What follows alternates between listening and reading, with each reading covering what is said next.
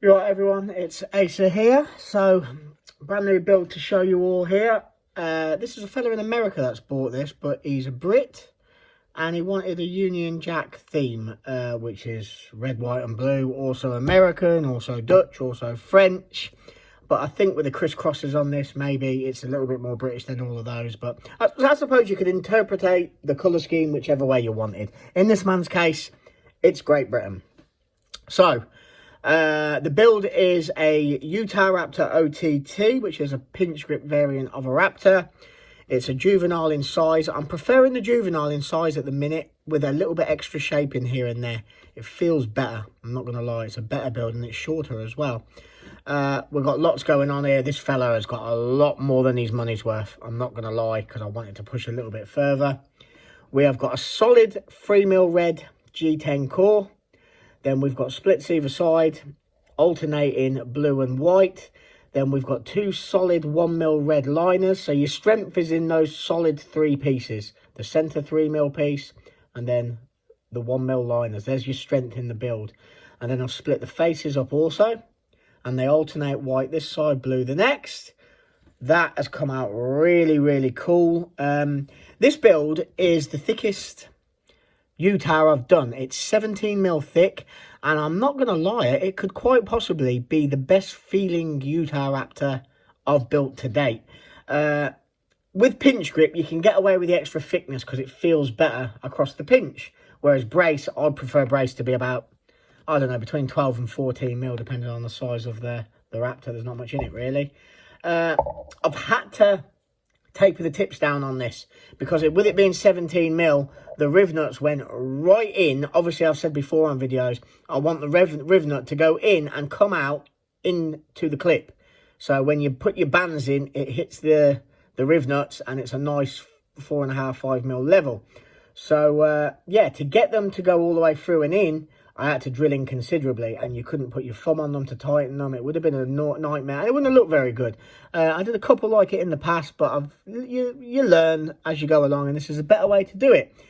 It also gives a better look to the build. I mean, I think that looks cool as fuck.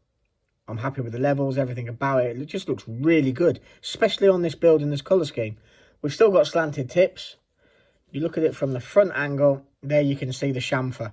That took, to do both sides, probably 40 minutes, about half an hour.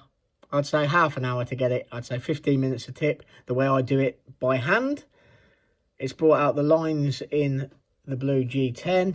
You can also see like a central layer of that blue G. So that whitish line there kind of runs through. You can't, it's faint, you can see it. Well, I've tried to get these as level as I can, the red spaces, and I think I've pretty much nailed it. I mean, if they're out, it's fractions.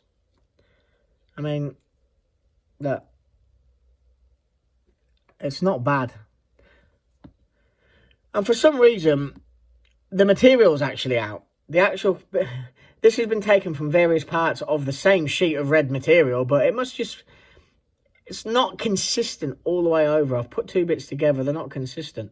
I mean, those two bits level up perfect on the bottom, but not on the top. But I'm very happy with that. I mean, you're at the mercy of the catapult gods when you glue these things up, because I use spring clamps, they can move. I'm happy with that. There's a tiny little glue line there, but in the grand scheme of things, I'm over the moon with that. So yeah, I've chamfered the handles down a little bit on the bottom, not a lot, just to try and take any whiteness down.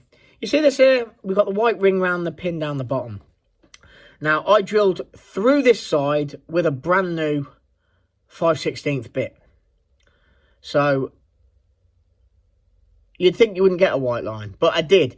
And bear in mind, I've also taken that blue down considerably. If you look at the thickness there to there, I've taken that down by about 1mm on this bottom bit. Look how thin it goes.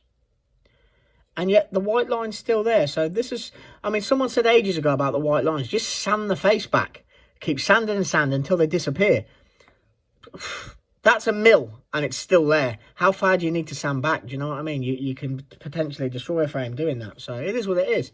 But overall, this build, I am really happy with it. Looking here, that I don't like that point on the edge of there. So I'm just going to take the sandpaper over that and just roll that corner over a little bit because I don't like that. But it's neither here nor there. Let me know what you think to this. Does it represent Rule Britannia, Great Britain? What do you think? I think it's a cool build. I mean, 1, 2, 3, 4, 5, 7 layer build with 4 of those layers being splits. Triple split. Well, triple piece. A single split, triple piece. And let me know what you think of this. Taking this down like that, I think that's really cool. Really happy with it. Matching bead. Like I said, the thickness feels... It feels really good. I'm not just bigging myself up. It's one of the best feeling Utahraptors I've ever built. Without a doubt. But that will be off to the States soon. Let me know what you think to this build. Because I am really happy with it. Cheers all, and thanks for watching. I'll catch you all soon.